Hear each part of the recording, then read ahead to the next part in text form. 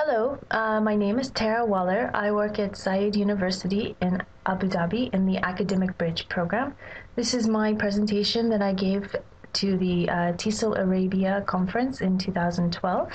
The topic is EFL Professionals' Perceptions on Research and Leadership. And as all good presentations go, I will start at the beginning, work my way through the middle, to the end, and then I'll leave some time for questions and answers. And of course, if you have questions as we go along, feel free to shout out. So once upon a time, in a faraway land, I attended graduate school. And during that fairy tale time, I went to a number of lectures, symposiums, and conferences that made a mockery of my future professional field, teaching English to speakers of other languages. Many academics of other fields made a point of ensuring that we understood that the TESOL field was not highly respected, citing questionable reasons for entering the field, as well as a lack of required qualifications to be considered a member in the profession. Most importantly, they pointed out that we TESOLers were not up to speed in the areas valued by true academics. So as these academics disparaged my chosen field of interest, my curiosity grew. I wanted to know the real facts behind their accusations and to see if there were any roots to them. Although the field in native-speaking countries like America continues to marginalize ESL teachers by treating them like special ed teachers, the teaching of English abroad offers a different kind of story, which is where my research begins. Mostly, I was on a fact-finding mission. I wanted to know the history behind my colleagues, why they became TESOL professionals, and more importantly, were these finger-pointing academics correct in my colleagues' interest in activities that are considered academic, or otherwise known as research and leadership. So I began my fact-finding mission by interviewing 47 colleagues in Japan and another 31 in the United Arab Emirates. In fact, I'd like to continue collecting data, so if you haven't received a questionnaire upon arriving, there are more available, and if you are willing to participate, I'd like you to write your own answers to the same questions. At the end, I'll collect the papers from you. So to start off with some basic background information, my first question was to get an idea of how long the professional had been in the field. First, from my two pools of participants, the year of beginning in the field ranged from 1977 to 2008.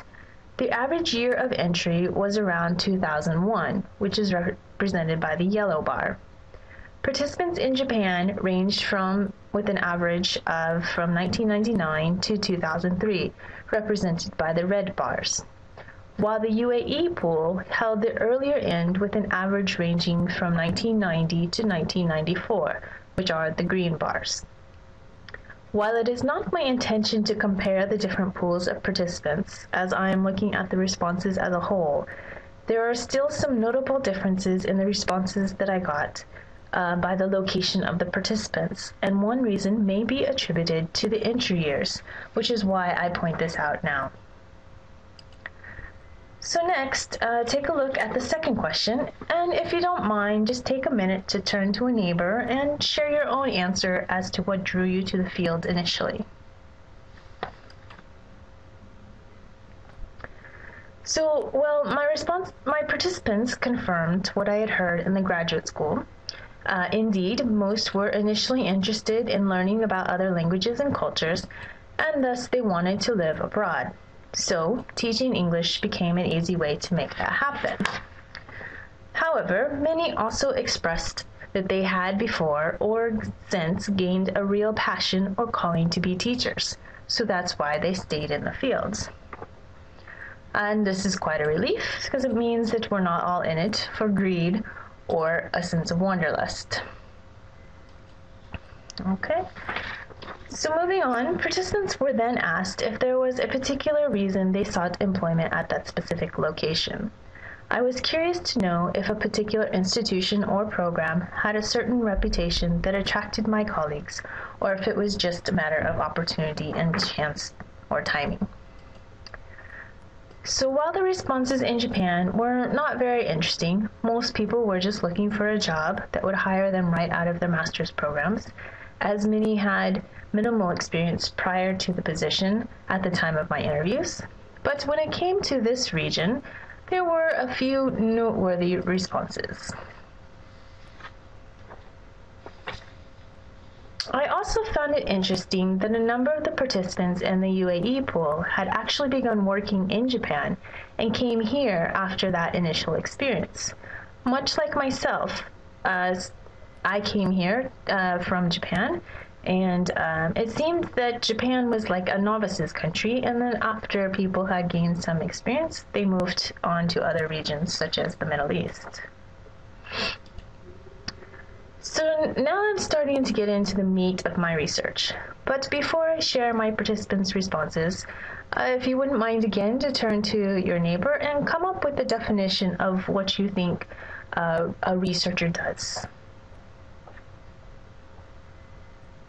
And so here are some examples of what my participants said.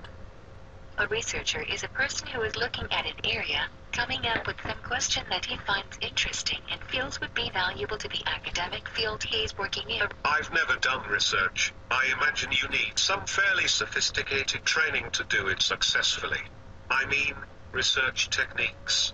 There must be an enormous list of do's and don'ts. Teachers are researchers basically. Whether we are doing formal research or not, we are doing research all the time. I mean, trying out different techniques, for example. A researcher contributes to the program in theoretical ways, which sometimes manifest into practical application in some programs. It has to affect what you do in the classroom. And how does it actually help my teaching, whether it's core, or materials development, or whatever? So as you can see, the basic definitions of research doesn't vary too much across the participants. One reason for this, I believe, is that nowadays most positions abroad require a master's degree. Therefore, nearly all the participants in my study had obtained one or something equivalent to that. But this is one area where the year of entry may cause slight differences in the responses, with some definitions being divided as defining research or researcher as teacher research or action research, generally by those who entered the field early, while more recent MA graduates gave more complex ideas about research.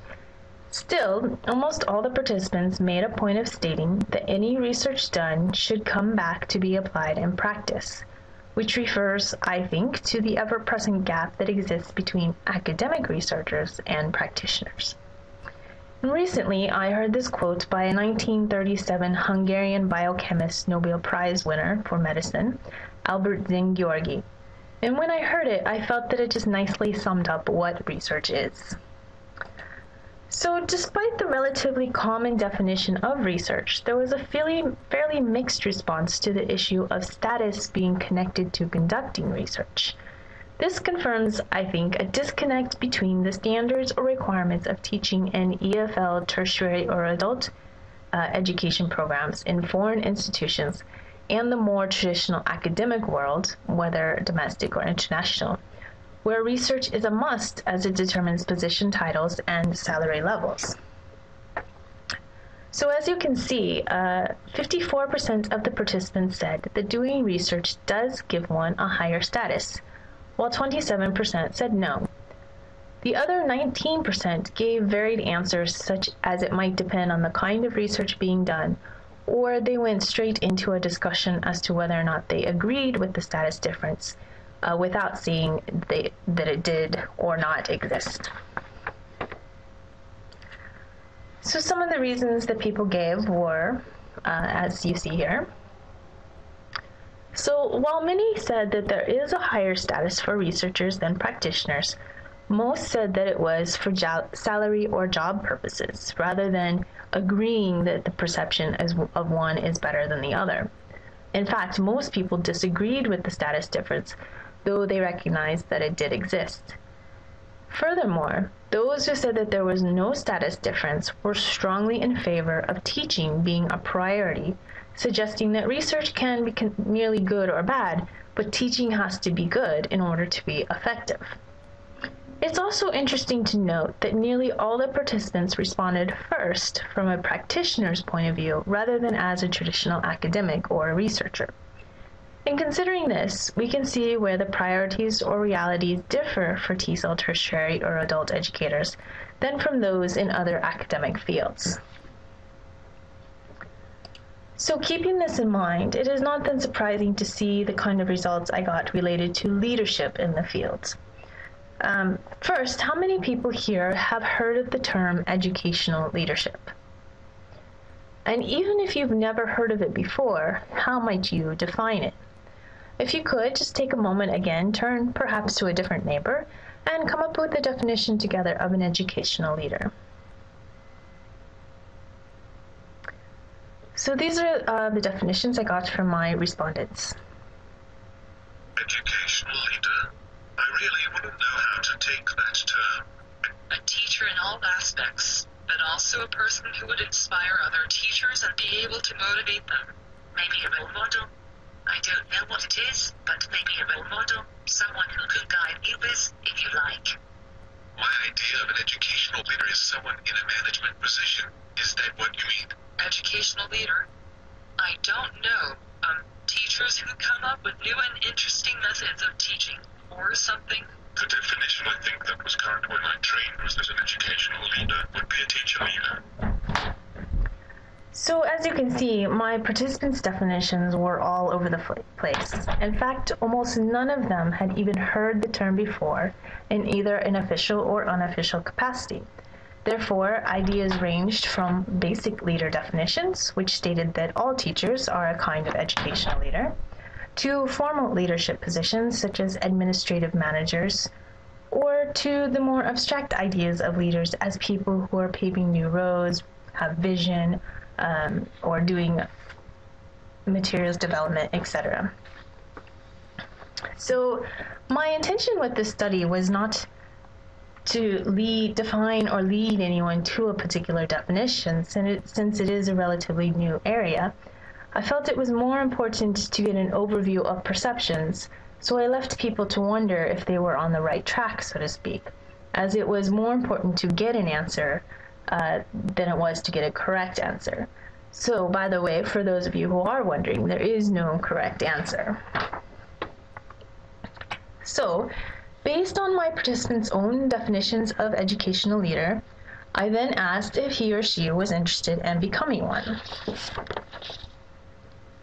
32 out of 78, or 41%, said yes, they would be interested in a leadership position based on their own definitions. Of course, the rest said no, claiming that they did not have the skills or personality, or that they were not yet experienced enough at the moment. Now, most of the UAE participants said no in reference to leadership as a managerial or administrative position. On the other hand, those in the Japan group said that they would be interested possibly in the future, or that they believed it would happen naturally. Now, if you remember again, the Japan group was newer to the field, and so most felt that they didn't have enough experience at the time of the interview, but they imagined it might happen for them in the future as they gained more experience. However, when referring to leadership in terms of teaching or training, then about 90% of the participants expressed an interest in taking on such a role, or agreed that it would happen anyway if they continued long enough in the field. So my second to the last question is what has led me to my doctoral research, but I was curious as to what sort of leadership development is or was provided within the program my participants were working in.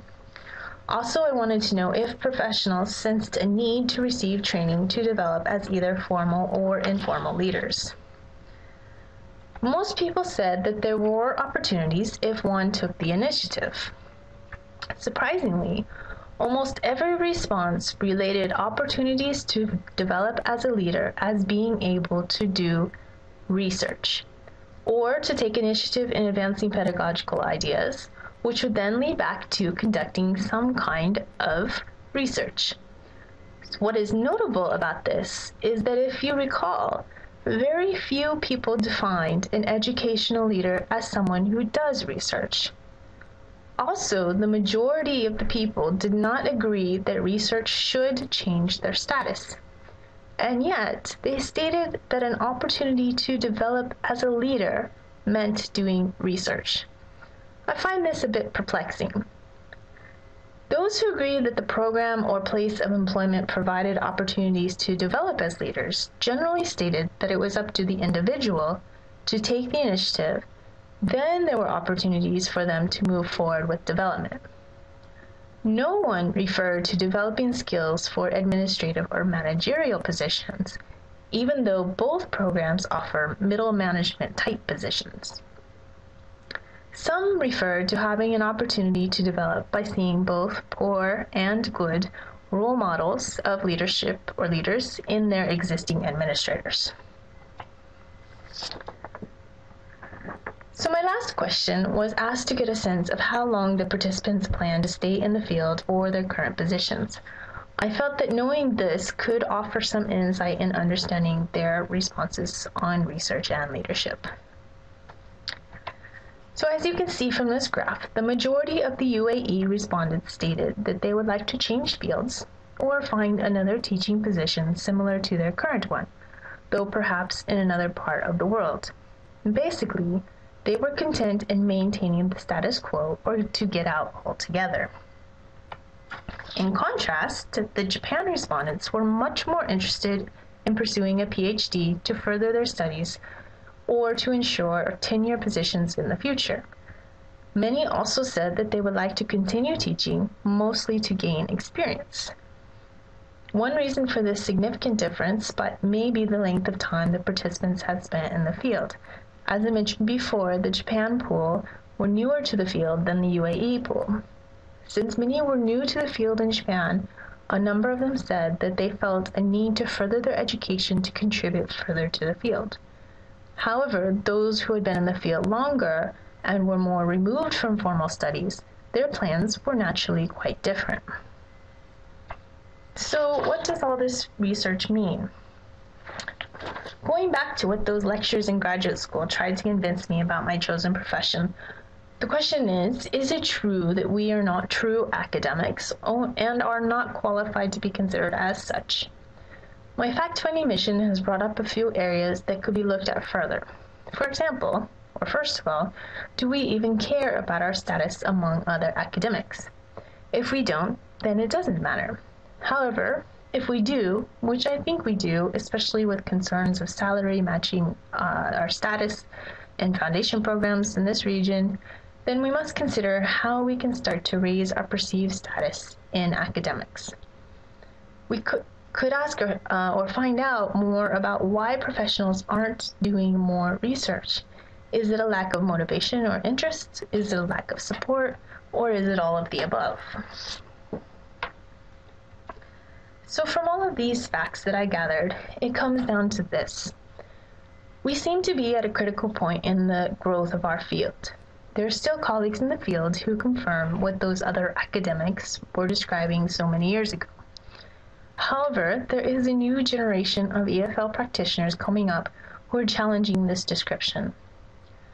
Ultimately, though, we cannot deny that there is a continuing need to have solid practical research to inform our practice and well-developed leaders to guide EFL programs internationally to a level that brings respect and understanding of our profession to other academic fields, especially abroad, no matter what the status is. So well-developed leadership and research is needed to be competitive in providing quality education to English language learners, regardless of what others say about us. So that's all I have to share with you today, and if you have any questions, I'd be happy to take them. This is my contact information. Thank you for your attention and for coming to this presentation.